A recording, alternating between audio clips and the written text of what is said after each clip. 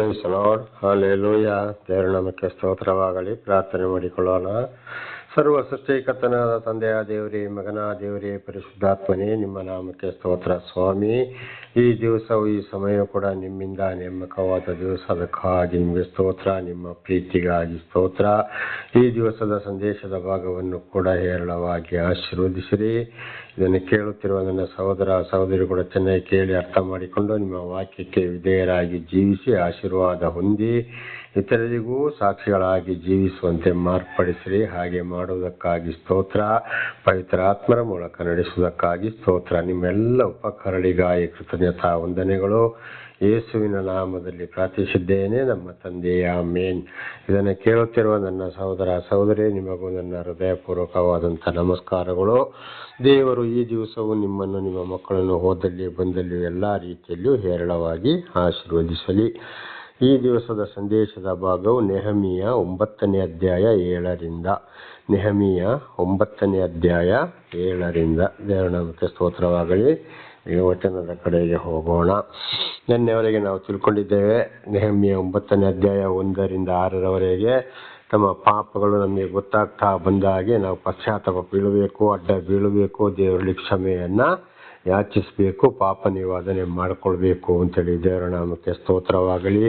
ಇದು ದೇವಾಲಯದಲ್ಲಿ, ಅಂದರೆ ದೇವಾಲಯದಲ್ಲಿ ಅದಕ್ಕಿಂತ ಮೊಟ್ಟ ಮೊದಲು ಏನಪ್ಪ ಅಂದರೆ, ನಾವು ಮನೆಯಲ್ಲಿ ಬೆಳಿಗ್ಗೆ ಬೇಗ ಎದ್ದು ಪ್ರಾರ್ಥನೆ ಮಾಡುವಾಗ ಆವಾಗಲೂ, ಸಾಯಂಕಾಲ ಪ್ರಾರ್ಥನೆ ಮಾಡುವಾಗ ಆವಾಗಲೂ ನಮ್ಮ ಜೀವಮಾನ ಕಾಲ ಇಡೀ ನಾವು ಪಾಪ ನಿವಾರಣೆ, ಪಾಪಕ್ಕಾಗಿ ಬೇಡ್ತಾ ಇರಬೇಕು, ಪಶ್ಚಾತ್ತಾಪ ಪಡ್ತಾ ಇರಬೇಕು, ಮಕ್ಕಳಿಗೂ ಅದನ್ನೇ ಕಳಿಸ್ತಾ ಬರಬೇಕು ಅಂತ ಇದರ ಅರ್ಥವಾಗಿದೆ. ದೇವರ ನಾಮಕ್ಕೆ ಸ್ತೋತ್ರ. 7ನೇ ವಚನ. ಯೆಹೋವನೇ ಅಬ್ರಹಾಮನನ್ನು ಆರಿಸಿಕೊಂಡು ಕಸ್ದೀಯರ ಊರೆಂಬ ಪಟ್ಟಣದಿಂದ ಬರಮಾಡಿ ಅವನಿಗೆ ಅಬ್ರಹಾಮನೆಂಬ ಹೆಸರನ್ನು ಕೊಟ್ಟ ದೇವರು ನೀನೇ. ದೇವರ ನಾಮಕ್ಕೆ ಸ್ತೋತ್ರವಾಗಲಿ. ನೋಡಿ, ಅಬ್ರಹಾಮನಿಗೆ ದೇವರೇ ಗೊತ್ತಿರಲಿಲ್ಲ.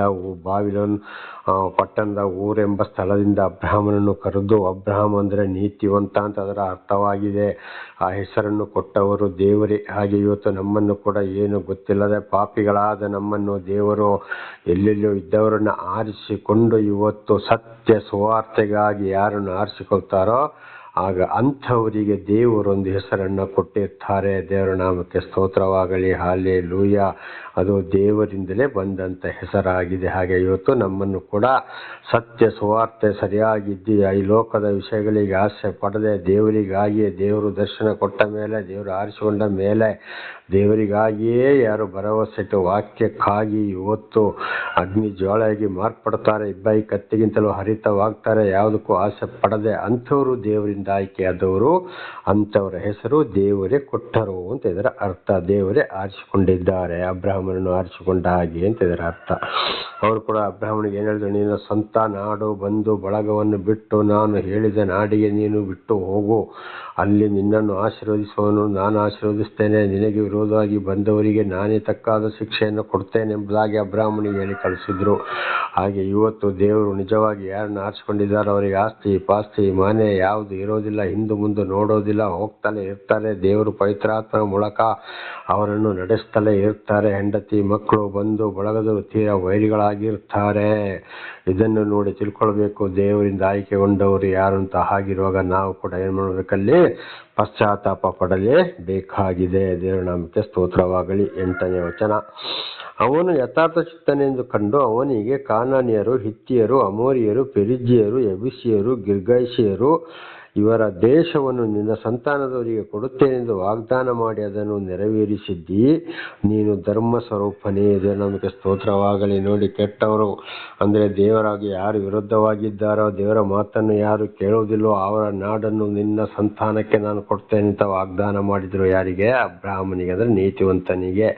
ಹಾಗೆ ಇವತ್ತು ದೇವರು ಆರಿಸಿಕೊಂಡ ಮೇಲೆ ನಡೆಸ್ತಾ ಇರುವಾಗ ಅಂಥವರ ಮಕ್ಕಳನ್ನು ಕೂಡ ದೇವರು ಸುಮ್ಮನೆ ಬಿಡುವುದಿಲ್ಲ, ಅವರ ಸಂತಾನವನ್ನೇ ಆಶೀರ್ವದಿಸ್ತೇನೆ ಅಂತ ಇದರ ಅರ್ಥ. ವಿಮೋಚನೆ ಕಂಡ 20ನೇ ಅಧ್ಯಾಯ 5 ಮತ್ತು 6ನೇ ವಚನದಲ್ಲಿ, ನನ್ನ ಮಾತುಗಳನ್ನು ಕೈಗೊಂಡು ನಡೆಯುವವರಿಗೆ, ನನ್ನ ಧರ್ಮಶಾಸ್ತ್ರಗಳನ್ನು ಕೈಗೊಂಡು ನಡೆಯುವವರಿಗೆ 1000 ವರ್ಷಗಳವರೆಗೆ ದಯೆ ತೋರಿಸುವೆನೆಂಬುದಾಗಿ. 1-2 ವರ್ಷ ಅಲ್ಲ, 1000 ವರ್ಷಗಳಿಗೆವರೆಗೆ. ಆಗ ಎಷ್ಟು ಸಂತಾನ ಆಗ್ಬೋದು? ಒಬ್ಬರ ಸಂತಾನ ಇದನ್ನು ನಾವೇ ಲೆಕ್ಕ ಹಾಕಬೇಕಾಗ್ತದೆ. ಹಾಗೆ ಇವತ್ತು ದೇವರು ಆರಿಸಿಕೊಂಡವರಿಗೆ ಕೂಡ ಒಂದು ವಾಗ್ದಾನ ಮಾಡಿ ಮಾಡ್ತಾರೆ. ದೇವರು ಆರಿಸಿಕೊಂಡವರು ಕುಟುಂಬದವರು ವಿರೋಧ ಆದರೂ ಒಬ್ಬೊಬ್ಬರನ್ನೇ ಕಳಿಸ್ತಾ ಇದ್ರು. ಅವರ ಹೆಂಡತಿಯ ಮಕ್ಕಳು ಅವರು ಇವರು ಎಲ್ಲಿದ್ರು ಅವರನ್ನು ಕೂಡ ದೇವರು ರಕ್ಷಿಸ್ತಲೇ ಇರ್ತಾರೆ. ಇದನ್ನು ಬಹಳ ಚೆನ್ನಾಗಿ ತಿಳಿದುಕೊಳ್ಳಬೇಕಾಗಿದೆ. ಇದು ನನ್ನ ಜೀವಿತದಲ್ಲಿ ನೆರವೇರಿದೆ. ನೋಡಿ, ನನಗೆ ಮನೆಯಿಂದ ವಿರೋಧ ಬಂದಾಗ 31ನೇ ವರ್ಷ ಇದು ನಡೀತಾ ಇರುವಂತದ್ದು. ದೇವರು ನನ್ನನ್ನು ರಕ್ಷಿಸ್ತಲೇ ಹೋದ್ರು. ಹಾಗೆ ನನ್ನ ಹೆಂಡತಿ ಮಗನಿಗೂ ಕೂಡ ಎಂತ ಕಷ್ಟ ಸಂಕಟ ದುಃಖಗಳು ಬಹಳ ಬಂದು ಹೋಯಿತು. ಆದರೂ ದೇವರು ಅವರನ್ನ ಕೈ ಬಿಡಲಿಲ್ಲ. ಇವತ್ತು ಕೂಡ ರಕ್ಷಿಸುತ್ತಲೇ ಇದ್ದಾರೆ. ಇದು ಅವರಿಗೆ ಗೊತ್ತಿಲ್ಲ, ಆದರೆ ದೇವರು ಇವತ್ತು ನನಗೆ ಇದನ್ನು ತಿಳಿಯಪಡಿಸಿದ್ದಾರೆ. ಹಾಗೆ ದೇವರು ಯಾರನ್ನ ಆರಿಸಿಕೊಳ್ತಾರೋ ಅಂತವ್ರ ಹೆಂಡತಿ ಮಕ್ಕಳನ್ನು ಕೂಡ ದೇವರು ಆಶೀರ್ವಾದ ಮಾಡ್ತಾರೆ ಅಂತ ಇದರ ಅರ್ಥವಾಗಿದೆ. ದೇವರ ನಾಮಕ್ಕೆ ಸ್ತೋತ್ರವಾಗಲಿ. 9ನೇ ವಚನ. ಐಗುಪ್ತ ದೇಶದಲ್ಲಿ ನಮ್ಮ ಪಿತೃಗಳಿದ್ದ ಕಷ್ಟವನ್ನು ನೋಡಿದ್ದಿ. ಕೆಂಪು ಸಮುದ್ರದ ಬಳಿಯಲ್ಲಿ ಅವರು ಮೊರೆ ಇಟ್ಟಾಗ ಲಾಲಿಸಿದ್ದಿ. ನೋಡಿ, ಐಗುಪ್ತ ದೇಶಕ್ಕೆ ಕಳಿಸಿದ್ರು. ಕಾನಾನ್ ದೇಶದಲ್ಲಿ 3 ವರ್ಷ 6 ತಿಂಗಳು ಬರೆಗಾಲ ಬಂದಾಗ ಅಲ್ಲಿ ಅವರಿಗೆ ಹೊಟ್ಟೆಗೆ ಊಟ ಇಲ್ಲದೆ ಐಗುಪ್ತ ದೇಶಕ್ಕೆ ಹೋಗುವಾಗೆ ಮಾಡಿದ್ರು. ಅಲ್ಲಿ ಹೋದಾಗ ಏನ್ ಮಾಡಿದ್ರು, ಅಲ್ಲಿ ಇವರು ಅಭಿವೃದ್ಧಿ ಮಾಡಿದ್ರು, ದೇವರವರನ್ನ ಅಭಿವೃದ್ಧಿ ಪಡಿಸಿದ್ರು. ಆಗ ಅಲ್ಲಿ ಅವರಿಗೆ ಅಲ್ಲಿನ ಅರಸರು ಬಹಳ ಕಷ್ಟ ಸಂಕಟ ದುಃಖಗಳನ್ನು ಕೊಟ್ಟ. ಅವರು ದೇವರಿಗೆ ಮೊರೆ ಇಡ್ಲಿಲ್ಲ. ಅವರಿಗೂ ದೇವರು ಯಾರೆಂಬುದೇ ಗೊತ್ತಿರಲಿಲ್ಲ. ಆದರೆ ದೇವರು ಅವರನ್ನು ಅಲ್ಲಿಂದ ಬಿಡುಗಡೆ ಮಾಡಿಕೊಂಡು ಬಂದರು. ಬಹಳ ಐಶ್ವರ್ಯವಂತರಾಗಿ ಬಿಡುಗಡೆ ಮಾಡಿಕೊಂಡು ಬಂದರು. ಹಾಗೆ ಇವತ್ತು ಒಂದು ಕಡೆ ಕಷ್ಟ ಬಂದರು, ಇನ್ನೊಂದು ಕಡೆಗೆ ಕಳಿಸೋರಾಗಿದ್ದಾರೆ. ಅಲ್ಲಿ ನಮಗೆ ಅನ್ನ ನೀರು ಆಹಾರ ಕೊಡೋರಾಗಿದ್ದಾರೆ. ಅಲ್ಲಿಯವರು ಆಗ ಅನೇಕ ಕಷ್ಟ ಸಂಕಟ ದುಃಖಗಳನ್ನು ಕೊಟ್ಟರು. ದೇವರು ನೋಡ್ತಾ ಬಂದು ಸಮಯಕ್ಕೆ ಸರಿಯಾಗಿ ಅಂತಲ್ಲಿಂದಲೂ ಕೂಡ ಬಿಡುಗಡೆ ಮಾಡೋರಾಗಿದ್ದಾರೆ. ಇದು ಕೂಡ ನನ್ನ ಜೀವಿತದಲ್ಲಿ ನೆರವೇರಿ ಹೋಯ್ತು. ನನ್ನ ಸಹೋದರ ಸಹೋದರಿಯರೇ, ಒಂದ್ಸಲ ದೇವರ ದರ್ಶನವಾಗಲಿಕ್ಕೆ ಮೊದಲೇ ಚಿಕ್ಕಂದಿನಿಂದ ಪಟ್ಟಾಪಾಡು ಯಾರ್ಯಾರ ಮನೇಲಿ ದುಡಿದು ಮಾಡಿ ಜೀತದಾಳಾಗಿದ್ದು, ಅಯ್ಯೋ ಅದರ ವಿಷಯ ಹೇಳಕ್ಕೋದ್ರೆ ಬಹಳ ಇದೆ. ಕಡೆಗೆ ಏನಾಯ್ತು, ಹಾಗೆ ಬಂದು ಬಂದು ಬಂದು ಇವತ್ತು 31 ವರ್ಷದಿಂದ ಈ ಕಡೆಗೆ ದೇವರು ದರ್ಶನ ಕೊಟ್ಟು ನನ್ನನ್ನು ದೇವರು ಅಭಿವೃದ್ಧಿ ಪಡಿಸುತ್ತಲೇ ಇದ್ದಾರೆ. ವಿಶೇಷವಾದ ಜ್ಞಾನವನ್ನು ಕೊಟ್ಟು ಸತ್ಯ ಸುವಾರ್ತೆಗೆ ಯೂಟ್ಯೂಬ್ ಮೂಲಕ ಸಂದೇಶ ಕೊಡುವ ಹಾಗೆ ಸಾಕ್ಷಿ ಕೊಡುವ ಹಾಗೆಯೂ ದೇವರು ಆಶೀರ್ವಾದ ಮಾಡಿದ್ರು. ಆವಾಗ ಇಂಥ ಸಮಯದಲ್ಲಿ ನಾನಿರುವಾಗ ಯಾರ್ಯಾರು ನನಗೆ ಕಷ್ಟ ಕೊಟ್ಟರೋ, ಸಂಕಟ ಕೊಟ್ಟರೋ, ದುಃಖ ಕೊಟ್ಟರೋ ಅವರಿಗೆಲ್ಲ ದೇವರೇ ತಕ್ಕಾದ ಪ್ರತಿಫಲವನ್ನು ಕೊಡುತ್ತಾ ಬಂದರು. ಇದನ್ನು ಕಣ್ಣಾರೆ ಕಂಡಿದ್ದೇನೆ, ಕಿವಿಯಾರೆ ಕೇಳಿದ್ದೇನೆ. ದೇವರ ನಾಮಕ್ಕೆ ಸ್ತೋತ್ರ. ದೇವರಿಂದ ಆರಿಸಿಕೊಂಡವರಿಗೆ ಈ ರೀತಿ ಕಷ್ಟಗಳು ಇರುತ್ತವೆ. ದೇವರೇ ಅವರನ್ನು ನಡೆಸುವವರಾಗಿದ್ದಾರೆ. ಆಗಿರುವಾಗ ನಾವು ಕೂಡ ದೇವರಲ್ಲಿ ಪಶ್ಚಾತ್ತಾಪ ಪಟ್ಟು ಆದರೂ ನಾವು ಜೀವಿಸ್ತಾ ಇರಬೇಕು ಅಂತ ಈ ನೆಹೆಮೀಯ 9ನೇ ಅಧ್ಯಾಯದ ಅರ್ಥಗಳು. ದೇವರ ನಾಮಕ್ಕೆ ಸ್ತೋತ್ರ. ಮೊರೆ ಇಟ್ಟಾಗ ಲಾಲಿಸಿದ್ದಿ. ನೋಡಿ, ಅವರು ಅಯ್ಯೋ ಅಯ್ಯೋ ಅಯ್ಯೋ ಅಂತ ಹೇಳುವಾಗ ದೇವರು ಏನು ಮಾಡ್ತಾನೆ, ಮೊರೆ ಇಡ್ತಾನೆ. ಹಾಗೆ ಇವತ್ತು ದೇವರಿಂದ ಆಯ್ಕೆಗೊಂಡವರು ಈ ಲೋಕದಲ್ಲಿ ಕಷ್ಟ ಸಂಕಟ ದುಃಖವನ್ನು ಅನುಭವಿಸುವಾಗ ಇತರರಿಂದ ಅವರು ಪಡುವಂಥ ಕಷ್ಟವನ್ನು ಇವತ್ತು ದೇವರು ಪರಲೋಕದಲ್ಲಿ ಕೂಡ ಇದನ್ನು ಆಲಿಸೋರು ಆಗಿದ್ದಾರೆ. ಪವಿತ್ರಾತ್ಮರು ಕೂಡ ಇಲ್ಲಿಂದ ತಂದೆಯಾದ ದೇವರಿಗೆ ವರದಿ ಮಾಡೋರು ಆಗಿದ್ದಾರೆ. ದೇವರ ನಾಮಕ್ಕೆ ಸ್ತೋತ್ರವಾಗಲಿ. 10ನೇ ವಚನ. ಐಗುಪ್ತರು ಗರ್ವಿಗಳಾಗಿ ಅವರನ್ನು ಕುಗ್ಗಿಸಿದಾಗ ನೀನು ಫರೋಹನಲ್ಲಿಯೂ ಅವನ ಸೇವಕರಲ್ಲಿಯೂ ಅವನ ದೇಶದ ಜನರಲ್ಲಿಯೂ ಅದ್ಭುತ ಕಾರ್ಯಗಳನ್ನು ಶೌಚ ಕಾರ್ಯಗಳನ್ನು ನಡೆಸಿ ಈಗ ನಿನಗಿರುವ ಕೀರ್ತಿಯನ್ನು ಸ್ಥಾಪಿಸಿದ್ದಿ. ನೋಡಿ, ಐಗುಪ್ತ ದೇಶದ ಫರೋಹನ ಅರಸ ಮತ್ತು ಅವನ ಸೇವಕರು ಅಲ್ಲಿ ಇವರಿಗೆ ಇಸ್ರೇಲರಿಗೆ ಬಹಳ ಕಷ್ಟ ಸಂಕಟ ದುಃಖಗಳು ಗೊತ್ತಾದಾಗ ಅಲ್ಲಿ ಸೂಚಕ ಕಾರ್ಯ ಅದ್ಭುತ ಕಾರ್ಯಗಳನ್ನ ಮಾಡಿ ಅವರನ್ನು ಕೆಂಪು ಸಮುದ್ರದಲ್ಲಿ ಮುಚ್ಚುವ ಹಾಗೆ ಮಾಡಿ ಅದಕ್ಕೆ ಬೇಕಾದಂಥ ಕಾರ್ಯಗಳನ್ನು ಮಾಡಿ ಬೇಕಾದ ಕೀರ್ತಿ ಐಗುಪ್ತ ದೇಶದಲ್ಲಿ ಕೂಡ ಹರಡುವ ಹಾಗೆ ಆಯಿತು. ಇವರ ದೇವರೇ ನಿಜವಾದ ದೇವರು, ನಮ್ಮ ದೇವರಲ್ಲ, ಗರ್ವ ಅಹಂಕಾರ ನಮಗೆ ನಡೆಯೋದಿಲ್ಲ ಎಂಬುದಾಗಿ ಅಲ್ಲಿ ಅವರಿಗೆ ಅಂಥ ಗರ್ವ ಅಹಂಕಾರದಲ್ಲಿ ಮೆರೆದಂಥ ರಾಷ್ಟ್ರಕ್ಕೆ ಅರಸರುಗಳಿಗೆ ಸೇವಕರುಗಳಿಗೆ ದೇವರು ತಕ್ಕಾದ ಬುದ್ಧಿಯನ್ನು ಕಳಿಸಿದರು. ಎಂದರೆ ಇಸ್ರೇಲರ ಪರವಾಗಿ ದೇವರೇ ಹೋರಾಡಿದರು.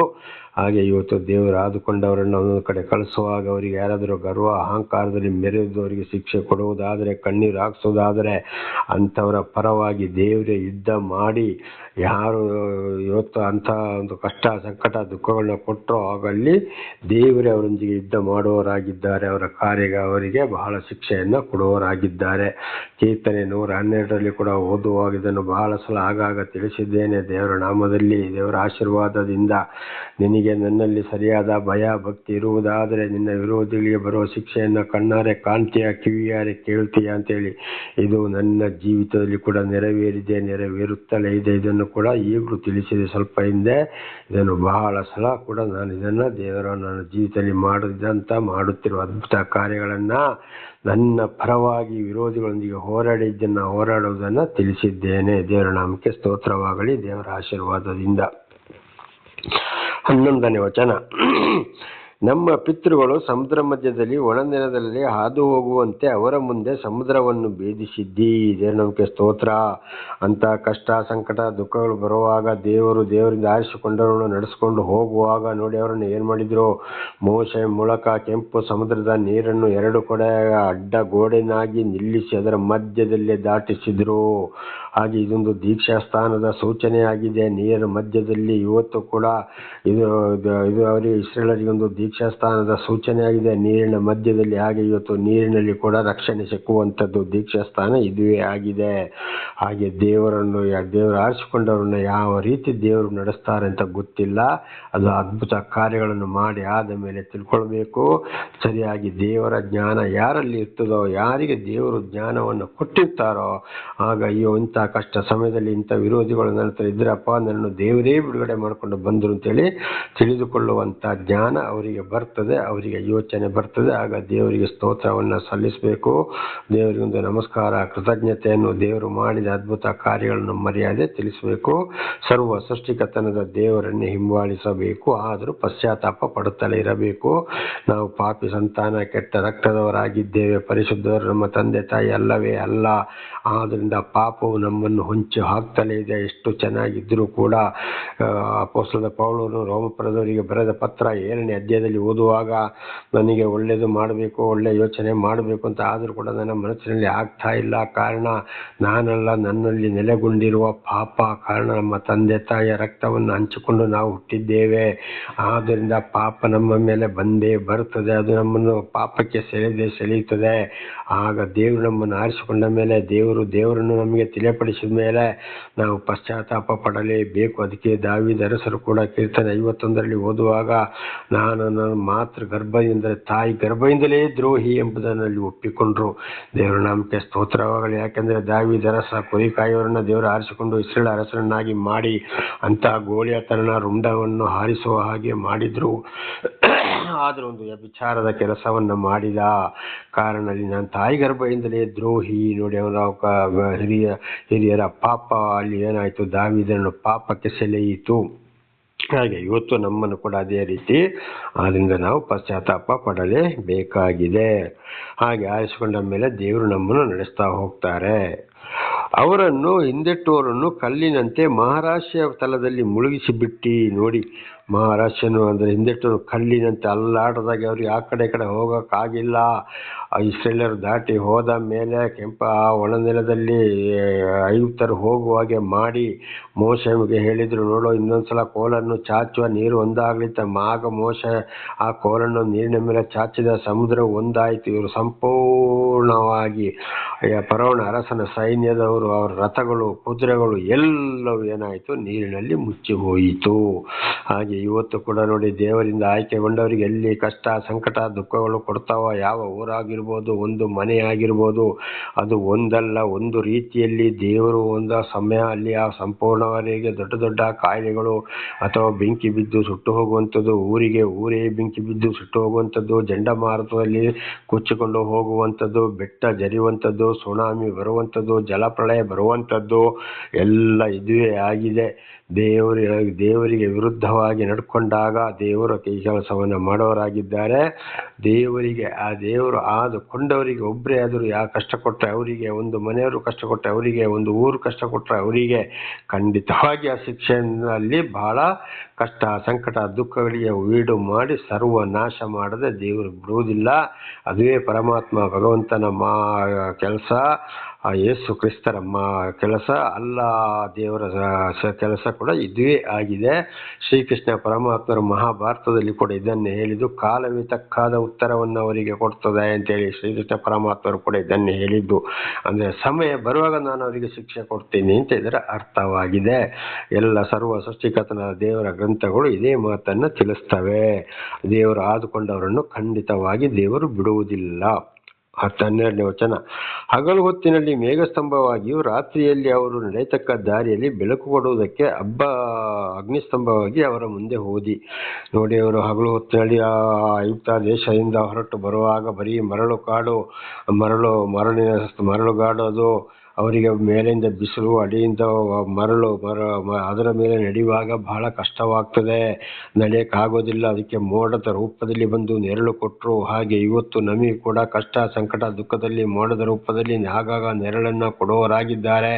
ಶಾಂತಿ, ಸಮಾಧಾನ ಕೊಟ್ಟು ನಡೆಸೋರು ಕೂಡ ಆಗಿದ್ದಾರೆ. ರಾತ್ರಿ ವೇಳೆಯವರು ನಡೆಯತಕ್ಕ ದಾರಿಯಲ್ಲಿ ಬೆಳಕು ಕೊಡೋದಕ್ಕೆ ಅಗ್ನಿಸ್ತಂಭ, ಅಂದರೆ ರಾತ್ರಿ ಹೋಗುವಾಗ ಅವರಿಗೆ ಬೆಳಕಿಲ್ಲ. ದೇವರೇ ಇವತ್ತು ನಾವು ರಾತ್ರಿ ಹೋಗುವಾಗ ಯಾವ ರೀತಿ ಬೆಳಕು ಟಾರ್ಚ್ ಹಾಕೊಂಡು ಹೋಗ್ತೀವೋ ಅದೇ ರೀತಿ ರಾತ್ರಿ ಹೊತ್ತಿನಲ್ಲಿ ಅವರಿಗೆ ಬೆಳಕು ಕೊಟ್ಟು ನಡೆಸಿದ್ರು. ಹಾಗೆ ನಾವು ಕೂಡ ಇವತ್ತು ಒಂದೊಂದು ಕಡೆ ಹೋಗುವಾಗ, ನಮ್ಮನ್ನು ಆರಿಸಿಕೊಂಡಾಗ, ದೇವರು ಕಳಿಸಿಕೊಡುವಾಗ ಸುರಕ್ಷಿತವಾಗಿ ತಂದು ಆ ಸ್ಥಳಕ್ಕೆ ಬಿಡುವಂಥದ್ದು. ಎಲ್ಲ ಕಷ್ಟ, ಸಂಕಟ, ದುಃಖಗಳಿಂದ ಕಾದು ನಮ್ಮನ್ನ ಕೀರ್ತನೆ 91ರಲ್ಲಿ ಓದೋ ಪ್ರಕಾರ, ನಿನ್ನ ಕಾಲುಗಳು ಕಲ್ಲಿಗೆ ತಗಲದಂತೆ ದೂತರಿಗೆ ಅಪ್ಪಣೆ ಕೊಟ್ಟಿದ್ದಾನೆ ಎತ್ತಿಕೊಳ್ಳಿಕ್ಕೆ ಅಂತ ಹೇಳುವಂಥದ್ದು ತಂದು ಆಯಾಯ ಸ್ಥಳಕ್ಕೆ ಸೇರಿಸುವವರಾಗಿದ್ದಾರೆ. ನನ್ನನ್ನು ಕೂಡ ಬಹಳ ಕಷ್ಟ, ಸಂಕಟ, ದುಃಖ, ಮರಣ, ಪಾಶದಿಂದ ಇಲ್ಲಿವರೆಗೆ ರಕ್ಷಿಸಿದ್ರು, ಇನ್ನು ಮುಂದೆ ಕೂಡ ರಕ್ಷಿಸುವವರಾಗಿದ್ದಾರೆ. ದೇವರು ಆದುಕೊಂಡವರನ್ನು ದೇವರೇ ಕಾಯುವವರಾಗಿದ್ದಾರೆ. ಹಾಗಿರುವಾಗ ನಾವು ಪಶ್ಚಾತ್ತಾಪ ಪಟ್ಟೆ ಜೀವಿಸಬೇಕಾಗಿದೆ. ದೇವರ ನಾಮಕ್ಕೆ ಸ್ತೋತ್ರ. 13ನೇ ವಚನ.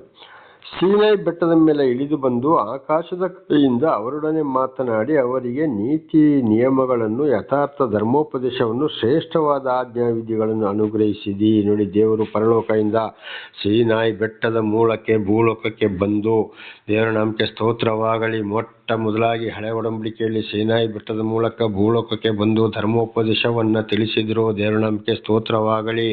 ಅಂದರೆ ಪ್ರವಾದಿಗಳ ಮುಖಾಂತರ, ಮೋಶೆ ಮುಖಾಂತರ ವಾಣಿಯ ಮೂಲಕ ಮೋಶೆಯೊಂದಿಗೆ ಮಾತನಾಡಿದ್ರಿ. ಸೀನಾಯಿ ಬೆಟ್ಟದ ಮೂಲಕ ಭೂಲೋಕಕ್ಕೆ ಇಳಿದು ಬಂದರು. ದೇವರ ನಾಮಕ್ಕೆ ಸ್ತೋತ್ರವಾಗಲಿ. ಹಲ್ಲೆಲೂಯಾ. ಹಾಗೆ ಅವರು ಒಡಂಬಡಿಕೆಯಲ್ಲಿ ಕೂಡ ಇದನ್ನು ನೋಡುವಾಗ ನಾವು, ಅವರು ಸೀನಾಯಿ ಬೆಟ್ಟದ ಮೂಲಕವೇ ಮೊದಲು ಭೂಲೋಕಕ್ಕೆ ಬಂದು ಹೂನಾ ಪ್ರದೇಶದಲ್ಲಿ ಶಕ ಎಂಬ ಒಂದು ಅರಸನು ಆಳುತ್ತಿರುವಾಗ, ಅದು ಸೀನಾಯಿ ಬೆಟ್ಟ ಅಂದರೆ ಹಿಮಾಲಯ ಪರ್ವತದ ಕೆಳಬದಿ, ಅಲ್ಲಿ ಬಂದು ಹೂನಾ ಪ್ರದೇಶವನ್ನು ಶಕ ಎಂಬ ಒಂದು ಅರಸವನ್ನು ಆಳುತ್ತಿರುವಾಗ, ಅಲ್ಲಿ ಬಂದು ಆ ಶಕಾರಸನೊಂದಿಗೆ ಮಾತನಾಡುವಾಗ, ಶಕಾರಸನು ನೀನು ಯಾರಪ್ಪ ಎಂದು ಕೇಳುವಾಗ, ನಾನು ಒಂದು ಲೋಕ ಕಲ್ಯಾಣಕ್ಕಾಗಿ ಒಂದು ಕನ್ಯೆಯ ಗರ್ಭದಲ್ಲಿ ಅವತರಿಸಿ ಬಂದವನು ಎಂಬುದಾಗಿ ಶಕಾರಸನಿಗೆ ಈ ದೇವಸ್ವಾಮಿ ಉತ್ತರವನ್ನು ಕೊಟ್ಟರು. ನನ್ನ ನಿಜವಾದ ಹೆಸರು ಈಸಾ ಮಸೀಹ ಎಂಬುದಾಗಿ. ದೇವರ ನಮಗೆ ಸ್ತೋತ್ರವಾಗಲಿ. ಈಸಾ ಮಸೀಹ ಅಂದರೆ ಹಳೆ ಒಡಂಬಡಿಕೆ ಹೆಸರು. ಇದು ಕುರಾನಿನಲ್ಲಿ ಮಾತ್ರ ಬರೆಯಲ್ಪಟ್ಟಿದೆ. ಅದಕ್ಕೆ ಮುಸ್ಲಿಮರು ಈಸಾ ಮಸೀಹಕ್ಕೂ ಸಲಾಂ ಅಂತೇಳಿ ಹೇಳುತ್ತಾರೆ. ಅವರೇ ಯೇಸು ಕ್ರಿಸ್ತರಾಗಿದ್ದಾರೆ. ಇದು ಕೇರಳದಲ್ಲಿ ನಾನಿದ್ದಾಗ ಒಂದು ಬ್ರಾಹ್ಮಣರು ದೈವಿಕ ಐಕ್ಯಮತ್ಯ ಅಂತ ಸಂಪೂರ್ಣವಾಗಿ ದೇವರು, ಹಿಂದೂ ಗ್ರಂಥ ಬೈಬಲ್, ಕುರಾನನ್ನು ಸೇರಿಸಿ ಒಂದು ಪುಸ್ತಕವನ್ನು ಬರೆದಿದ್ದಾರೆ. ಅದರಲ್ಲಿ ಸಂಪೂರ್ಣವಾಗಿ ದೇವರೊಬ್ಬನೇ, ಅಂದರೆ ಯೇಸು ಒಬ್ಬರೇ, ಯೆಹೋವ, ಆಮೇಲೆ ಸರ್ವೇಶ್ವರ, ಪರಮೇಶ್ವರ, ಶ್ರೀಕೃಷ್ಣ ಪರಮಾತ್ಮ ಅಂಥೇಳಿ ಒಂದೇ ಪರಮಾತ್ಮ ಭಗವಂತ, ಆಮೇಲೆ ವಿಷ್ಣು ಪುರಾಣಗಳ ಬಗ್ಗೆ, ಭವಿಷ್ಯತ್ ಇದು ಉಪನಿಷತ್ತುಗಳ ಬಗ್ಗೆ, ಪುರಾಣಗಳ ಬಗ್ಗೆ ಎಲ್ಲವನ್ನ ಬರೆದಿದ್ದಾರೆ. ಅದರಲ್ಲಿ ಈ ವಿಷಯ ಬರೆಯಲ್ಪಟ್ಟಿದೆ. ದೇವರ ನಾಮಕ್ಕೆ ಸ್ತೋತ್ರವಾಗಲಿ. ಹಾಗೆ ಅವರು ಪರಲೋಕದಿಂದ ಅಲ್ಲಿಗೆ ಇಳಿದು ಬಂದು ಅಲ್ಲಿಂದ ಈ ಮೋಶೆ ಮುಖಾಂತರ, ಪ್ರವಾದಿಗಳ ಮುಖಾಂತರ ಹಳೆ ಒಡಂಬಡಿಕೆಯಲ್ಲಿ ಮಾತನಾಡಿದ್ದು ಆ ಸ್ಥಳವಾಗಿದ್ದೆ. ಹಾಗೆ ಅವರಿಗೆ ಧರ್ಮೋಪದೇಶಗಳನ್ನು ಅಲ್ಲಿ ತಿಳಿಸಿದರು. ಹಾಗೆ ಅದುವೇ ಇವತ್ತು ನಮ್ಮಲ್ಲಿ ಕೂಡ ಇರುವಂಥದ್ದು. ಪ್ರವಾದಿಗಳ ಮುಖಾಂತರ ದೇವರು ತಿಳಿಸಿದಂಥ ಮಾತು, ಅದನ್ನು ಚೆನ್ನಾಗಿ ಓದಿ ಅರ್ಥ ಮಾಡಿಕೊಂಡು ನಾವು ದೇವರಲ್ಲಿ ಪಶ್ಚಾತ್ತಾಪ ಪಡಬೇಕಾಗಿದೆ. ದೇವರ ನಾಮಕ್ಕೆ ಸ್ತೋತ್ರವಾಗಲಿ. ಹಲ್ಲೆಲೂಯಾ. ಬೋಧಿಸಿದ್ದಿ ದೇವರೇ ಈ ವಿಷಯವನ್ನು ನಮಗೆ ಪ್ರವಾದಿಗಳ ಮುಖಾಂತರ ತಿಳಿಸಿದ್ದು. ಅಂದರೆ ಈಗ ಉದಾಹರಣೆಗೆ ನಮ್ಮ ಸಂಸ್ಕೃತದಲ್ಲಿ ಅನೇಕ ಪ್ರವಾದಿಗಳನ್ನು, ಅಂದರೆ ಋಷಿಮುನಿಗಳನ್ನು ನಾವು ಕಾಣಬಹುದು. ಹಾಗೆ ಕುರಾನಲ್ಲಿ ಕೂಡ ಅವರ ಇದರಲ್ಲಿ ಕಾಣಬಹುದು.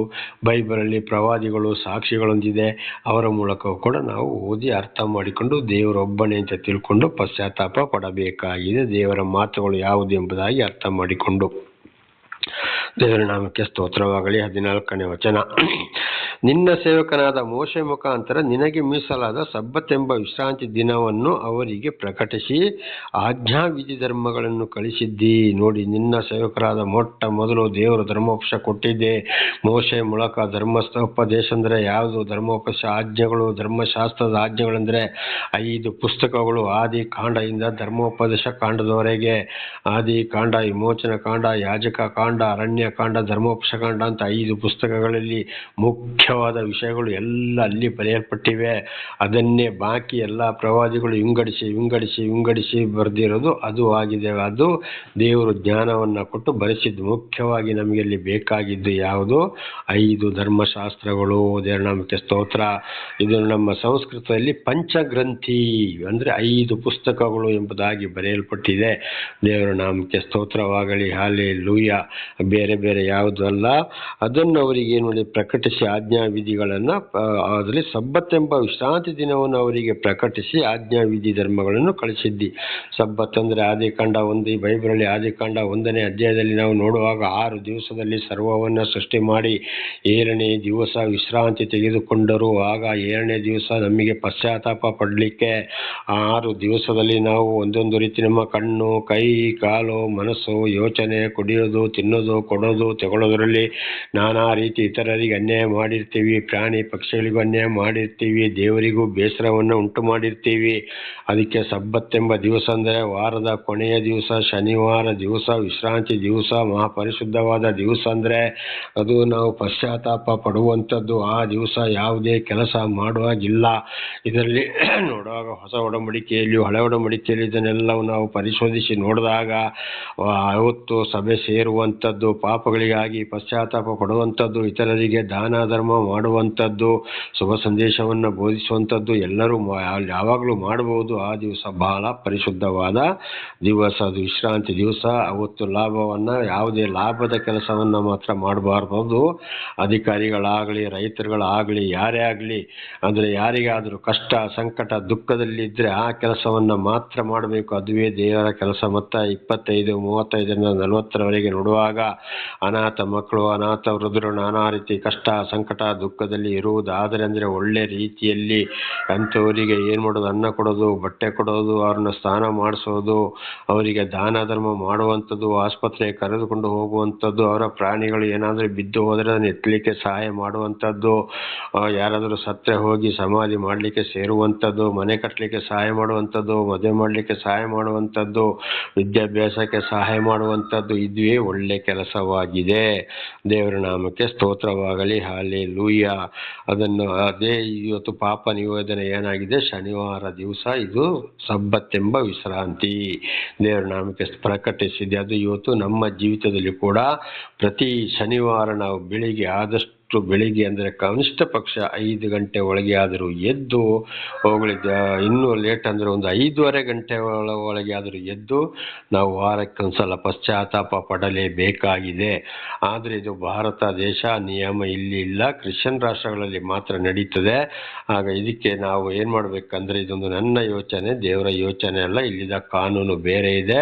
ಅದಕ್ಕೆ ಈಗಾಗಲೇ ಹೇಳಿದಾಗ ಒಂದು 5:30 ಗಂಟೆ ಒಳಗೆ ಆದರೂ ನಾವು ಗಂಡ ಹೆಂಡತಿ ಇದ್ದವರು, ಮಕ್ಕಳಿದ್ರೆ ಅವರನ್ನು ಎಬ್ಬಿಸಿ, ಅಂದರೆ ಪ್ರಾಯಕ್ಕೆ ಬಂದ ಮಕ್ಕಳು ಕನಿಷ್ಠ ಪಕ್ಷ ಒಂದು 15 ವರ್ಷದಿಂದ ಮೇಲೆ, ಕೆಳಗಿನ ಸಣ್ಣ ಮಕ್ಕಳಾದರೆ ಅವರಿಗೆ ನಿದ್ದೆ ಇರ್ತದೆ, ಹೇಳೋದಿಲ್ಲ, ನಿದ್ದೆ ಜಾಸ್ತಿ ಇರ್ತದೆ. ಒಂದು ಅಂದಾಜು 15 ವರ್ಷದ ಮೇಲೆ ಆದರೂ ಮಕ್ಕಳನ್ನು ಎಬ್ಬಿಸಿ ಪ್ರಾರ್ಥನೆ ಮಾಡಬೇಕು, ಪಶ್ಚಾತ್ತಾಪ ಪಡಬೇಕು. ನಮ್ಮ ಪಾಪಗಳಿಗಾಗಿ, ನಮ್ಮ ಹಿರಿಯರ ಪಾಪಗಳಿಗಾಗಿ ಇದು ಕಡ್ಡಾಯವಾಗಿ ಮಾಡಲೇಬೇಕು.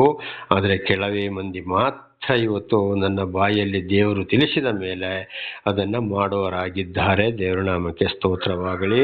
ಈ ರೀತಿ ಮಾಡಿದವರನ್ನು ದೇವರು ಹೇರಳವಾಗಿ ಆಶೀರ್ವಾದ ಮಾಡಿದ್ದಾರೆ, ಮಾಡುತ್ತಲೇ ಇದ್ದಾರೆ. ದೇವರ ನಾಮಕ್ಕೆ ಸ್ತೋತ್ರ. ವಿಶ್ರಾಂತಿ ದಿನ ಸಬ್ಬತ್ ದಿವಸವಾಗಿದೆ, ಪಶ್ಚಾತ್ತಾಪ ಪಡುವಂಥ ದಿವಸವಾಗಿದೆ.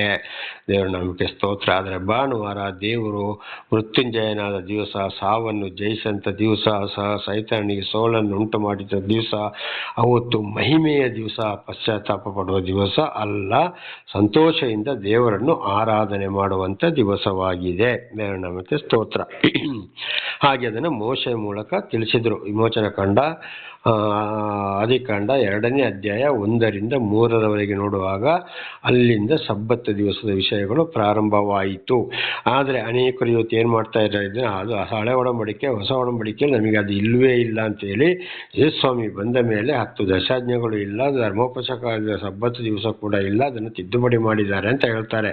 ಮತ್ತಾಯ 5:17-20 ಓದುವಾಗ, ಲೂಕ 16:31, ಯೋಹಾನ 5:45-47, 47 ಓದುವಾಗ, ಇನ್ನು ಅಪೊಸ್ತಲರ ಕೃತ್ಯಗಳಲ್ಲಿ ಇದನ್ನು ಬಹಳ ಸಲ ನಿಮಗೆ ಕೂಡ ನಾನು ತಿಳಿಸಿದ್ದೇನೆ. ಹೊಸ ಒಡಂಬಡಿಕೆಯಲ್ಲಿ ಸಬ್ಬತ್ ದಿವಸವೇ ಸಭೆ ಸೇರಿದರು. ಸಬ್ಬತ್ ದಿವಸವೇ ಅಲ್ಲಿ ಧರ್ಮಶಾಸ್ತ್ರ ಪಾರಾಯಣವಾಯಿತು. ದೇವರ ವಾಕ್ಯವನ್ನ ಚರ್ಚೆ ಮಾಡಿದರು, ಪ್ರಾರ್ಥಿಸಿದರು, ದೆವ್ವ ಬಿಡಿಸಿದ್ರು, ರೋಗಿಗಳನ್ನು ಗುಣಪಡಿಸಿದ್ರು, ಅನೇಕ ವಿಷಯಗಳು, ಕುಷ್ಠ ರೋಗಿಗಳನ್ನು ಗುಣಪಡಿಸಿದ್ರು. ಇದೆಲ್ಲ ಸಬ್ಬತ್ ದಿವಸವೇ ನಡೆದಿದ್ದು ಎಂಬುದಾಗಿ ಹೊಸ ಒಡಂಬಡಿಕೆಯಲ್ಲಿ ಕೂಡ ಬರೆಯಲ್ಪಟ್ಟಿದೆ. ಇದನ್ನು ಸರಿಯಾಗಿ ಅವರು ಓದಿ ಅರ್ಥ ಮಾಡಿಕೊಳ್ಳದೆ ಇರುವುದರಿಂದ ಯಾರೋ ಏನೇನೋ ಹೇಳ್ತಾರೆ ಅಂತ ಕೇಳಿಕೊಂಡು ಬಂದು ಬೋಧಿಸುವವರಾಗಿದ್ದಾರೆ. ಆದ್ದರಿಂದ ದಯವಿಟ್ಟು ನನ್ನ ಸಹೋದರ ಸಹೋದರಿ ಅಂಥವರ ಮಾತಿಗೆ ಕಿವಿ ಕೊಡಬೇಡಿ. ಮತ್ತಾಯ 5:17-20, ಲೂಕ 16:31, ಯೋಹಾನ 5:45-47 ಓದುವಾಗ ಅಲ್ಲಿ ಸ್ಪಷ್ಟವಾಗಿ ಇದು ಗೊತ್ತಾಗ್ತದೆ. ಇದೇ ವಿಷಯವನ್ನು ಮುಂದೊಂದು ಸಲ ಮತ್ತೆ 10 ಆಜ್ಞೆಗಳನ್ನು ದೇವರ ನಾಮದಲ್ಲಿ ನಾನು ತಿಳಿಸುವನಾಗಿದ್ದೇನೆ. ಅದನ್ನೇ ಮೋಶೆ ಮುಖಾಂತರ ಪ್ರಕಟಿಸಿದರು. ದೇವರ ನಾಮಕ್ಕೆ ಸ್ತೋತ್ರವಾಗಲಿ. ಹಲ್ಲೆಲೂಯಾ. 15ನೇ ವಚನ, ನೆಹೆಮೀಯ 9:15. ಅವರು ಹಸಿದಾಗ ಆಕಾಶದಿಂದ ಆಹಾರವನ್ನು ಕೊಟ್ಟು, ಬಾಯಾರಿದಾಗ ಬಂಡೆಯೊಳಗಿಂದ ನೀರನ್ನು ಬರಮಾಡಿ, ಪ್ರಮಾಣಪೂರ್ವಕವಾಗಿ ವಾಗ್ದಾನ ಮಾಡಿದ ದೇಶದಲ್ಲಿ ನೀವು ಸೇರಿ ಅದನ್ನು ಸ್ವಾಧೀನ ಮಾಡಿಕೊಳ್ಳಿರಿ ಎಂದು ಅವರಿಗೆ ಆಜ್ಞಾಪಿಸಿದಿ. ನೋಡಿ, ಅವರಿಗೆ ದೇವರಲ್ಲಿ ಅವರಿಗೆ ಏನು ಮಾಡಿದ್ರು? ದೇವರು ಇಷ್ಟೊಂದು ಅದ್ಭುತ ಕಾರ್ಯದಲ್ಲಿ ಐಗುಪ್ತ ದೇಶದಿಂದ ಅಷ್ಟು ಬಿಡುಗಡೆ ಮಾಡಿಕೊಂಡು ಬಂದರು. ಆದರೂ ದೇವರವರನ್ನು ಶೋಧನೆಗೆ ಒಳಪಡಿಸಿದರು. ನೋಡೋಣ, ಇವರಿಗೆ ಸ್ವಲ್ಪ ಹೊಟ್ಟೆ ಹಸಿವಾಗಿ ಮಾಡ್ತೀನಿ, ಇವರು ಏನಾದರೂ ನನ್ನ ಮೇಲೆ ಗುಣ ಕೊಡ್ತಾರ, ಭರವಸೆ ಇಡ್ತಾರ ಅಂತೇಳಿ. ಆಗ ಅವ್ರು ಏನು ಮಾಡಿದರು? ಅಯ್ಯೋ, ನಮಗೆ ಹೊಟ್ಟೆ ಹಸ್ತಪ್ಪ, ನಾವು ಅಲ್ಲೇ ಇದ್ದಿದ್ರೆ ಚೆನ್ನಾಗಿತ್ತು, ನಮ್ಮನ್ನ ಕೊಳ್ಳಕೆಲಿಗೆ ಕರ್ಕೊಬಂದಿದ್ಯಾ ಅಂತೇಳಿ ಮೋಶೆ ಆರೋನರ ವಿರುದ್ಧದ ಇಸ್ರಾಯೇಲರು ಗುಣಗುಟ್ಟಿದ್ರು. ಆಗ ದೇವರು ಏನು ಮಾಡಿದ್ರು? ಅವರಿಗೆ ಆಗ ಅವರು ಕೆಲಸ ಮಾಡಿದ್ರು, ದುಡಿಯದಿದ್ರು, ಆಕಾಶದಿಂದ ಅವರಿಗೆ ಮನ್ನವನ್ನ ಸುರಿದ್ರು. ದೇವರ ನಮಗೆ ಸ್ತೋತ್ರ. ಹಾಗೆ ಇವತ್ತು ದೇವರು ಆರಿಸಿಕೊಂಡಂತ ನಮಗೆ ತಕ್ಕ ಸಮಯಕ್ಕೆ ಏನೇನು ಬರಬೇಕು ಅಂತೇಳಿ ನಾವು ಕೂಡ ಏನು ಮಾಡಬೇಕು? ಹಸಿದು ಹೋದಾಗ ನಾವು ಖಂಡಿತವಾಗಿ ದೇವರ ವಿರುದ್ಧ ಗುಣಗುಟ್ಟಬಾರದು. ದೇವರಿದ್ದಾರೆ, ಇಲ್ಲಿವರೆಗೆ ನಡೆಸಿದ್ದಾರೆ, ನಮಗೆ ಕೊಡ್ತಾರೆ ಅಂತ ಯೋಚನೆ ಮಾಡಿದಾಗ ಒಂದಲ್ಲ ಒಂದು ರೀತಿಯಲ್ಲಿ ಯಾರ ಮುಖಾಂತರ ದೇವರು ನಮಗೆ ಊಟವನ್ನು ಕೊಡಿಸ್ತಾರೆ ಅಂತ ಗೊತ್ತಿಲ್ಲ. ಇದು ನನ್ನ ಜೀವಿತದಲ್ಲಿ ಕೂಡ ಬಹಳ ನಡೆದು ಹೋಗಿದೆ. ಊಟಕ್ಕೆ ಇಲ್ಲದಿದ್ದಾಗ, ನಾನಾ ರೀತಿ ಕಷ್ಟ, ಸಂಕಟ, ದುಃಖ ಬಂದಾಗ, ಬಹಳ ವಿಷಯಗಳು ಅಥವಾ ಒಂದೊಂದು ವಸ್ತು ತಿನ್ನಕ್ಕೆ ಆಸೆ ಆದಾಗ ಎಲ್ಲಿ ಯಾರ ಮುಖಾಂತರ ಕೊಡಿಸಿದ್ರು ಅಂತ ಗೊತ್ತಿಲ್ಲ. ಇವತ್ತು ಕೂಡ ಅದುವೇ ರೀತಿಯಾಗಿ ಹೋಗಿದೆ. ದೇವರು ತಕ್ಕ ಸಮಯದಲ್ಲಿ ಬೇಕಾಗಿದ್ದು ಎಲ್ಲವನ್ನು ಕೊಟ್ಟಿದ್ದಾರೆ, ಕೊಡ್ತಲೇ ಇದ್ದಾರೆ. ನಾವು ದೇವರಿಗೆ ವಿರುದ್ಧವಾಗಿ ಗುಣಗುಟ್ಟಬಾರದು. ಎರಡನೇದಾಗಿ ನೋಡುವಾಗ, ಬಾಯಾರಿದಾಗ ಬಂಡೆಯೊಳಗಿಂದ ನೀರನ್ನು ಬರಮಾಡಿ ಅವರಿಗೆ ನೀರನ್ನು ಕೊಟ್ಟರು. ಬಾಯಾರಿ ಮತ್ತೇನು ಮಾಡಿದ್ರು? ಇವರಿಗೆ ನೀರನ್ನು ಕೊಡಿದ್ರೆ ಏನು ಮಾಡ್ತಾರೆ ನೋಡೋಣ ಅಂತೇಳಿ ಅಲ್ಲಿ ಪರೀಕ್ಷೆ ಮಾಡಿದ್ರು. ಇವರು ಗುಣಗುಟ್ಟಿದ್ರು. ಮೋಶೆ ಹೇಳಿದ್ರು, ಆ ಬಂಡೆಗೆ ಕೋಲನ್ನು ತೋರಿಸು, ಆದರೂ ನೀರು ಬರ್ತದೆ, ಅವರು ಅವರ ಒಂಟೆ ಕತ್ತೆಗಳು ಬೇಕಾದಷ್ಟು ಕುಡಿಲಿ ಅಂತೇಳಿ ನೀರನ್ನು ಕೊಟ್ಟರು. ಹಾಗೆ ನಮಗೆ ಕೂಡ ಇವತ್ತು ಒಂದೊಂದು ಕಡೆ ಹೋದಲ್ಲಿ ಬಂದಲ್ಲಿ ಕೂಡ ದೇವರು ಆರಿಸಿಕೊಂಡವರಾದ ನಮಗೆ ದೇವರು ನಡೆಸ್ತಾ ಇರುವಾಗ ಖಂಡಿತವಾಗಿ ಕುಡಿಯೋಕ್ಕೆ ನೀರಿಲ್ಲದೆ ಕೂಡ ಆಗ್ಬೋದು, ಬಾಯಾರ್ಬೋದು. ಆದರೂ ನಾವು ಗುಣಗುಟ್ಟಬಾರದು, ದೇವರಲ್ಲಿ ಪ್ರಾರ್ಥಿಸಬೇಕು. ದೇವರು ನಮಗೆ ಖಂಡಿತವಾಗಿಯೂ ಆ ತಕ್ಕ ಸಮಯಕ್ಕೆ ಬೇಕಾದದನ್ನು ನೀರನ್ನು ಕೊಟ್ಟೇ ಕೊಡುತ್ತಾರೆ. ಇದೆಲ್ಲ ಒಂದೊಂದು ಶೋಧನೆಗಳು ಕೂಡ ಬರಬಹುದು, ಆದರೆ ನಾವು ವಿರುದ್ಧವಾಗಿ ಗುಣಗುಟ್ಟಬಾರದು. ನೋಡಿ, ಎಲಿಯನನ್ನ ಈಜೆಬೆಲ್ ಎಂಬೊಂದು ಸ್ತ್ರೀ ಅವಳ ಸಂಗಡಿಯನ್ನು ಕರ್ಕೊಂಡು ಕೊಲೆ ಮಾಡಲು ಪ್ರಯತ್ನ ಪಟ್ಟಾಗ, ಕಾಡೊಳಗೆ ನಡೆಸಿದಾಗ, ಊಟಕ್ಕೆ ಇಲ್ಲಿದ್ದಾಗ ಎಲಿಯನಿಗೆ ಏನಾಯಿತು? ರೊಟ್ಟಿ ಮತ್ತು ಮಾಂಸದ ತುಂಡನ್ನು ಕಾಗೆಗಳ ಮೂಲಕ ತರಿಸಿಕೊಟ್ಟರು. ಕಾಗೆಗಳನ್ನು ಉಪಯೋಗಿಸಿಕೊಂಡ್ರು. ದೇವರ ನಾಮಕ್ಕೆ ಸ್ತೋತ್ರವಾಗಲಿ. ಕುಡಿಯೋಕ್ಕೆ ನೀರಿತ್ತಿಲ್ಲ.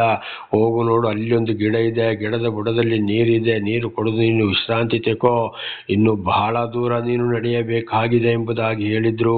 ನೋಡಿ, ಅಂತ ಕಾಡಿನೊಳಗಿಂದ ಗಿಡದ ಬುಡದಲ್ಲಿ ನೀರನ್ನು ಕೂಡ ಕುಡಿಲಿಕ್ಕೆ ಕೊಟ್ಟರು. ದೇವರ ನಾಮಕ್ಕೆ ಸ್ತೋತ್ರವಾಗಲಿ. ಹಲ್ಲೆಲೂಯಾ. ಹಾಗರಳು ಇಸ್ಮಾಯೇಲನನ್ನು ಹೆರಿಗೆ ಆದಾಗ, ಅಬ್ರಹಾಮನು ಓಡಿಸಿದಾಗ, ಅಲ್ಲಿ ಕುಡಿಯೋಕ್ಕೆ ನೀರಿಡದೆ ಮಗು ಹೊಟ್ಟೆಸ್ತು ಅತ್ತಾಗ ದೂರದಲ್ಲಿ ಮಗುವನ್ನಿಟ್ಟು ಹಾಗರಳು ಅಂದರೆ ಇಸ್ಮಾಯೇಲ ತಾಯಿ ದೂರ ಹೋಗಿ ಅತ್ತಾಗ, ಯಾಕೆ ಅಳ್ತೀಯ? ನೋಡು, ಅಲ್ಲಿ ಒಂದು ಗಿಡ, ಅಲ್ಲಿ ಕೂಡ ನೀರಿದೆ ತಗ್ಗಲ್ಲಿ, ಅಲ್ಲಿ ಹೋಗಿ ಮಗುವನ್ನು ನೀರು ಕುಡಿಸು, ಅವನಿಂದಲೂ ದೊಡ್ಡ ಜನಾಂಗವಾಗುವಂತೆ ಮಾಡುತ್ತೇನೆ ಎಂಬುದಾಗಿ ಯಾರಿಗೆ? ಹಾಗರಳಿಗೆ ಹೇಳಿದರು. ದೇವರು ಆಕಾಶವಾಣಿ ಆಯಿತು. ವಾಣಿಯಿಂದ ಅದುವೇ ಸಂತಾನ. ಇವತ್ತು ದೊಡ್ಡ ಸಂತಾನವೇ ಮುಸ್ಲಿಂ ಸಂತಾನ, ಇಸ್ಮಾಯೇಲ್ ಸಂತಾನವಾಗಿದೆ. ಹಾಗೆ ಅವರ ಒಂದು ಇಸ್ಮಾಯೇಲನ್ನು ಕೂಡ ದೇವರು ಅದೇ ರೀತಿ ಆಶೀರ್ವಾದ ಮಾಡಿದ್ರು. ಹಾಗೆ ಇವತ್ತು ದೇವರು ಆಯ್ಕೆಗೊಂಡವರಾದ ನಮಗೆ ಕೂಡ ಖಂಡಿತವಾಗಿ ಆಹಾರಕ್ಕೆ, ನೀರಿಗೆ, ಬಟ್ಟೆಗೆ, ಯಾವುದೇ ಕಾರ್ಯಕ್ಕೆ ಏನೇನು ಬೇಕು ತಕ್ಕ ಸಮಯಕ್ಕೆ ದೇವರು ಕೊಡುವವರಾಗಿದ್ದಾರೆ. ಮತ್ತಾಯ 6ನೇ ಅಧ್ಯಾಯ 33ನೇ ವಚನವನ್ನು ಓದುವಾಗ ಅಲ್ಲಿ ಯೇಸುಸ್ವಾಮಿ ಮತ್ತಾಯನ ಮೂಲಕ ಹೇಳಿದರು, ನೀನು ಮೊದಲು ದೇವರ ರಾಜ್ಯಕ್ಕಾಗಿಯೂ ನೀತಿಗಾಗಿ ತವಕಪಡು, ಆಗ ಅದರೊಂದಿಗೆ ನಿನಗೆ ಬೇಕಾಗಿದ್ದೆಲ್ಲವೂ ನಿನ್ನ ಹಿಂದೆ ಬರ್ತದೆ ಅಂತೇಳಿ. ಪಾಪಿಗಳಾದ ನಮ್ಮನ್ನು ದೇವರು ಆರಿಸಿಕೊಂಡು ನಮ್ಮನ್ನು ನಡೆಸ್ತಾ ಇರುವಾಗ ಆಮೇಲೆ ದೇವರ ರಾಜ್ಯವನ್ನ, ದೇವರನ್ನ ಹುಡುಕುವುದು, ದೇವರ ಪರವಾಗಿ ಸಾಕ್ಷಿ ಕೊಡುವುದು, ಉಪದೇಶ ಮಾಡುವುದು, ಸತ್ಯವನ್ನ ತಿಳಿಸುವುದು, ದೇವರು ಹೇಳಿದ ಕಾರ್ಯವನ್ನ ಮಾಡ್ತಾ ಹೋಗುವಾಗ ನಮಗೆ ಏನೇನು ಬೇಕು ಅದೆಲ್ಲವೂ ನಮ್ಮ ಜೊತೆಲೆ ಬರ್ತದೆ. ಒಂದು ವೇಳೆ ನಾವು ಹಿಂದೆ ಮತ್ತೆ ಬೇರೆಯವ್ರನ್ನ ನೋಡಿಕೊಂಡು ಲೋಕದ ವಿಷಯಗಳಿಗೆ ಹೋಗಿ ಸೈತಾನ ಕಾರ್ಯಗಳಿಗೆ ಹೋದ್ರೆ ಖಂಡಿತವಾಗಿ ಇದೆಲ್ಲ ಬರುವುದಿಲ್ಲ. ಮೊದಲು ಇದ್ದ 2ರಷ್ಟು ಕಷ್ಟವನ್ನ ಅನುಭವಿಸಬೇಕಾಗ್ತದೆ. ಇದುವೇ ದೇವರ ಒಂದು ಪ್ರೀತಿಯಾಗಿದೆ. ದೇವರ ನಾಮಕ್ಕೆ ಸ್ತೋತ್ರವಾಗಲಿ. 3ನೇದಾಗಿ ವಚನವನ್ನು ನೋಡುವಾಗ ಪ್ರಮಾಣ ಪೂರ್ವಕವಾಗಿ ವಾಗ್ದಾನ ಮಾಡಿದ ದೇಶದಲ್ಲಿ ನೀವು ಸೇರಿ ಅದನ್ನು ಸ್ವಾಧೀನ ಮಾಡಿಕೊಳ್ಳಿರಿ ಎಂದು ಅವರಿಗೆ ಆಜ್ಞಾಪಿಸಿದ್ದೀರಿ. ನೋಡಿ, ಅಲ್ಲಿಂದ ಏನು ಮಾಡಿದ್ರು, ಇಸ್ರಾಯೇಲನ್ನು ಕಾನಾನ್ ದೇಶದಿಂದ ಐಗುಪ್ತ ದೇಶಕ್ಕೆ ಸೇರಿಸಿದ್ರು. ಅಲ್ಲಿಂದ ವಾಗ್ದಾನ ಪುನಃ ತಗೊಂಡೋಗಿ ನಿಮ್ಮನ್ನು ಕಾನಾನ್ ದೇಶಕ್ಕೆ ನಾನು ಸೇರಿಸ್ತೇನೆ ಅಂದರೆ ಶಾಂತಿ, ಸಮಾಧಾನ, ಹಾಲು ಜೇನು ಹರಿಯುವ ದೇಶ, ಅದು ಒಳ್ಳೆಯ ಊರು, ಅಲ್ಲಿಗೆ ಸೇರಿಸ್ತೇನೆ ಅಂತ. ಹಾಗೆ ದೇವರು ಆರಿಸಿಕೊಂಡವರನ್ನ ಸುವಾರ್ತೆಗಾಗಿ ಒಂದು ಊರಿಗೋ, ತಾಲೂಕಿಗೆ, ಒಂದೊಂದು ಮನೆಗೋ ತಿಳಿಸಕ್ಕಾಗಿ ಎಲ್ಲೆಲ್ಲಿಯೋ ನಡೆಸ್ತಾರೆ. ಆಗ ಅಲ್ಲಿ ಏನಾಗ್ತದೆ, ಅಲ್ಲಿ ಖಂಡಿತವಾಗಿ ಅಲ್ಲಿಂದ ಮತ್ತೆ ತಗೊಂಡೋಗಿ ಒಳ್ಳೆ ಸ್ಥಳಕ್ಕೆ ಸೇರಿಸುವವರು ಆಗಿದ್ದಾರೆ, ಶಾಂತಿ ಸಮಾಧಾನ ಇರುವ ಸ್ಥಳಕ್ಕೆ. ಅಂಥವರ ಮಕ್ಕಳನ್ನು ದೇವರು ಆಶೀರ್ವಾದ ಮಾಡೋರು ಆಗಿದ್ದಾರೆ. ಆದರೆ ಹೀಗೆಲ್ಲ ಆದರೂ ಕೂಡ ನಾವು ಕೂಡ ಪಾಪಿಗಳೆಂದು ಪಶ್ಚಾತ್ತಾಪ ಪಡಲೇಬೇಕು. ಇದು ನಾಳೆಗೂ ಮುಂದುವರಿಯುತ್ತದೆ. ಪ್ರಾರ್ಥನೆ ಮಾಡಿಕೊಳ್ಳೋಣ. ಸರ್ವ ಸೃಷ್ಟಿಕರ್ತನಾದ ತಂದೆಯ ದೇವರೇ, ಮಗನಾದ ದೇವರೇ, ಪರಿಶುದ್ಧಾತ್ಮನೇ, ಇವತ್ತಿನ ಸಂದೇಶವನ್ನು ನನ್ನ ಸಹೋದರ ಸಹೋದರಿಗೆ ನೀವು ತಿಳಿಸಿದಕ್ಕಾಗಿ ಸ್ತೋತ್ರ. ಅವರು ಇದರಲ್ಲಿ ಏನಾದರೂ ತಪ್ಪಿ ಹೋಗಿದ್ದರೆ ಅವರನ್ನು ಕ್ಷಮಿಸಿರಿ ಕರ್ತನೇ. ನಿಮ್ಮ ಪ್ರೀತಿಯಲ್ಲೇ ನಡೆಸಿರಿ.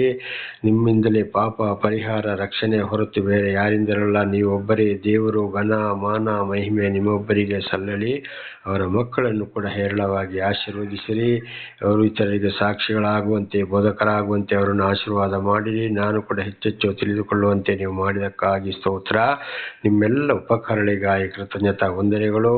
ಯೇಸುವಿನ ನಾಮದಲ್ಲಿ ಪ್ರಾರ್ಥಿಸಿದ್ದೇನೆ ನಮ್ಮ ತಂದೆಯೇ, ಆಮೇನ್. ಇದನ್ನು ಕೇಳುತ್ತಿರುವ ನನ್ನ ಸಹೋದರ ಸಹೋದರಿ, ನಿಮಗೂ ನನ್ನ ಹೃದಯಪೂರ್ವಕವಾದ ಧನ್ಯವಾದಗಳು. ದೇವರು ನಿಮ್ಮನ್ನು, ನಿಮ್ಮ ಮಕ್ಕಳನ್ನು ಕೂಡ ಎಲ್ಲ ರೀತಿಯಲ್ಲಿ ಹೇರಳವಾಗಿ